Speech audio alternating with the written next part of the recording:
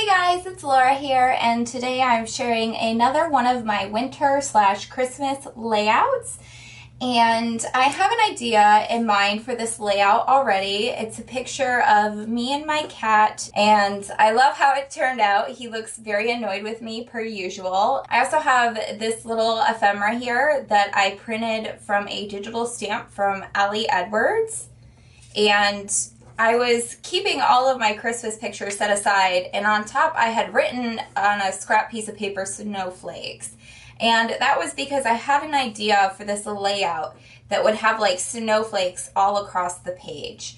So I am going to show you what my initial thoughts were, and we could see how it comes together. So for most of this layout, I will be using Crepe Paper's Snow and Cocoa or Crepe Paper's Falala line. If you want to see all of the supplies that I'm working with this Christmas/winter season, you can check out my December daily supplies video, and that'll show you everything that I got for documenting this holiday. The first thing I'm going to do is grab all the snowflakes out of this Falala ephemera pack. I'm not sure that I want to use the gold. It matches his eyes, but all of the other tones in this picture are very cool toned. And I knew I wanted more snowflakes than just these. So what I actually did is I grabbed a piece of wax paper and I made my own snowflakes. So you can see my snowflakes here. And the way I did this is I would take one of these snowflakes and I would put it underneath my piece of wax paper. And then I would use puffy paint and just trace the outline of the snowflake onto the wax paper. And then I let it dry overnight.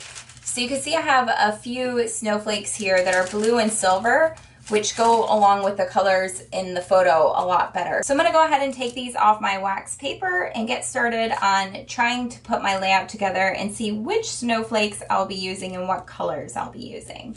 And now that I have them down on the page, I know that I definitely do not want to use the gold. I think all of the cooler tones look really good with the photo. Now that I know what colors I want to use for my snowflakes, I want to create a watercolor background to go behind my photo to help my photo stand up off of the page a little more, especially with all of the dimension and the colors that will be going on with the snowflakes in the background. So I am trying this new technique, which I've never done before, and I saw it on several YouTube videos. I guess it's a popular technique where people use plastic packaging and they put their watercolors onto that, and then they use the packaging to put the watercolor onto the paper. And I guess that helps it smooth out a little more and to blend a lot better instead of looking so abrupt on your page as it would if you had just used a paintbrush. So I am using that technique, just using some of the wax paper that I had left over from making my snowflakes. I end up using two different shades of blue. I've got a darker blue and then also a really light and bright blue.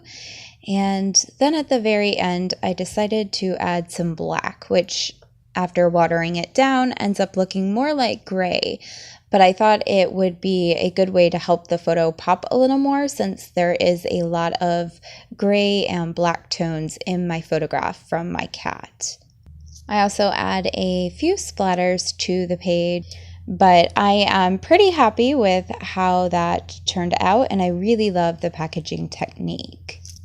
I have an idea for this page, and I know that because I want to have the snowflakes falling in the background behind the photo of me and my cat, that the page would end up looking pretty monotone if it was just the snowflakes. So I had this idea to use different pieces of white paper and cardstock and to create these pretty snowbanks along the bottom of the page.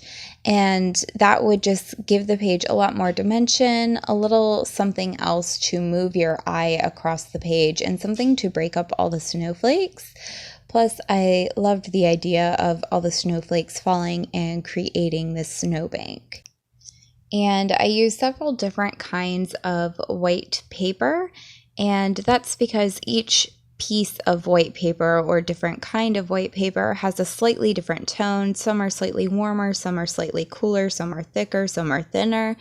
And I really wanted to create that illusion of snow that kind of sparkles and changes colors depending on which angle you're looking at it from. And once I had cut out a lot of snowbanks and kind of positioned them around the page in a way that I liked, I knew that what would really make these snowbanks pop is to use some white embossing powder to line the top of each of the snowbanks. So after I use my double-sided tape to go ahead and stick down all of those snowbanks, I use my Versa marker to draw a line along each of the top of those snowbanks and follow the lines that I had cut out. And then I go over that with a white embossing powder and use my heat tool to set that. And that will make all of those snowbanks kind of sparkle and glisten and shine with the white embossing powder on top of it.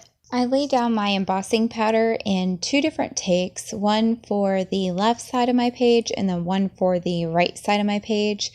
And I did that way I could easily pour the excess powder off of my page without losing too much under all of those different layers of snowbanks. I didn't want the embossing powder to get stuck in between those layers and then I would just lose it.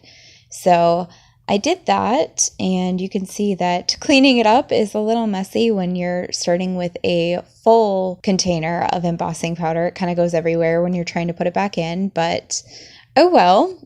For future reference, I also did learn that I need to use static powder on my photograph. And this is something I hadn't heard of until recently, but my last couple of layouts that I've done embossing on, some of the embossing powder has stuck to my photograph, and you'll be able to see in the close-up shots at the end of this layout the little white flecks that end up on my photo.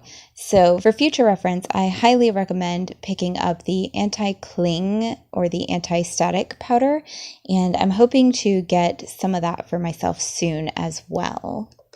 I spend quite a bit of time rearranging all of the snowflakes on my page, trying to get them in an order that looks really well balanced, and so that not too many silver ones are close together or too many white ones are close together. That way it's pretty balanced throughout the page. And when I get an arrangement that I like, I start flipping through the different ephemera packs from Crepe Paper's Falala and Snow and Cocoa, trying to find a piece that could go next to my photo and really make it pop and look well together. And I end up choosing that Peace, Love, Joy tag, and I thought it was perfect.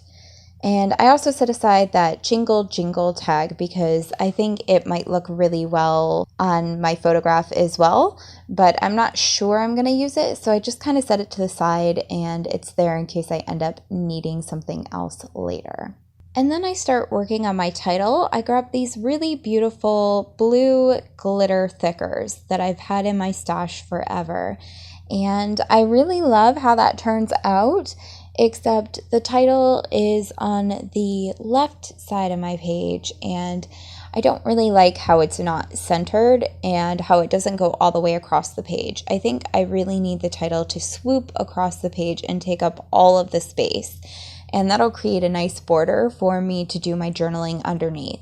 So you could see I changed my phrase and placement a few times from snuggle to keep warm, and then I moved that over to the right side of the page and I try to put the word let's in the beginning for let's snuggle to keep warm, and that doesn't take up quite enough space to fill up every gap that I have either.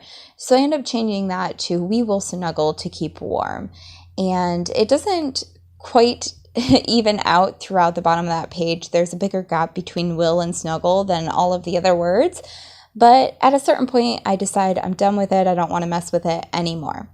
So I grab my wax paper and you can see it has some remnants of the snowflakes on it where it's kind of a white color instead of a clear color, where I had peeled up all of my snowflakes off of the wax paper. And I use that to back my photograph. And then I grab a couple of different 6x6 sheets of patterned paper to also back my photograph. I want my photograph to really stand out and to be the center of attention, and everything else should just help make the photo really noticeable. And I don't end up trying any of the other patterned papers that I grab out of my stash because I really, really love this floral one from the C'est La Vie collection, which is a few years old. And I love the black, white, and gray floral, and I think it really makes my photo pop and it looks really lovely on the page.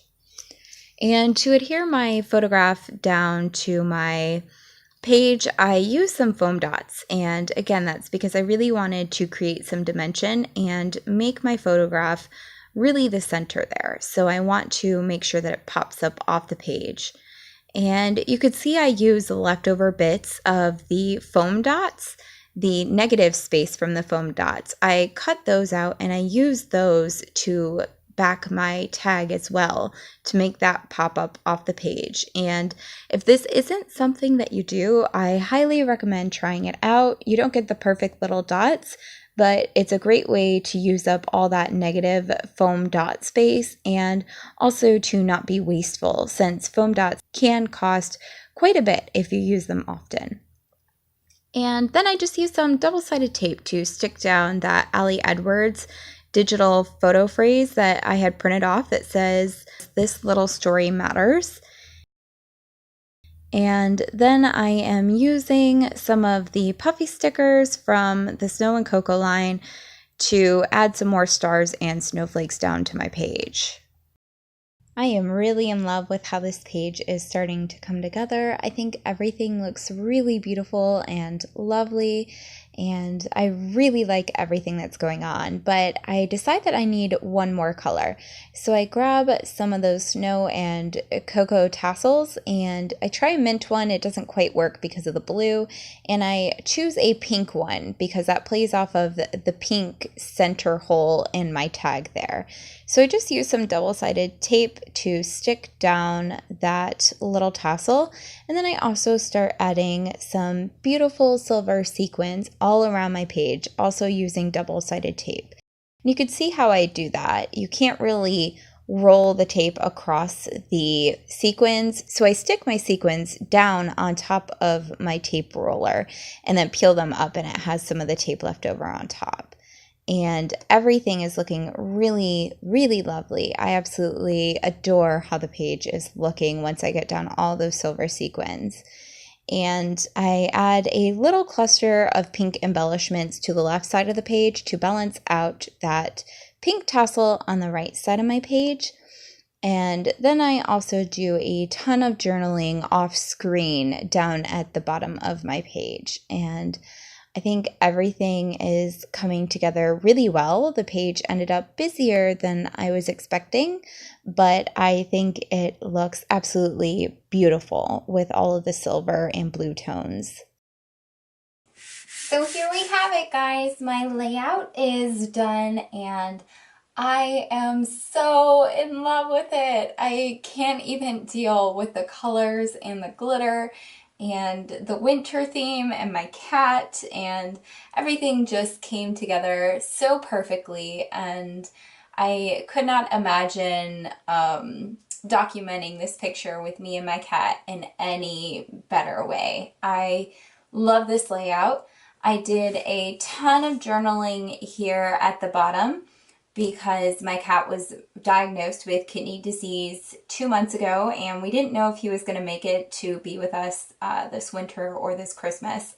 He was in really bad shape 2 months ago, so the fact that he is still here is my greatest blessing this Christmas, and I had a lot of things to write about how much I am grateful for being his mama and grateful for him being here for Christmas, and yeah, just documenting this time together that is really important to me because he does have a terminal illness. So I love this layout. I think it did a really great job in bringing out all of the positive, glittery, wintry feelings that I have and all the love I have for my cat. So I hope you guys enjoyed watching this process video with me.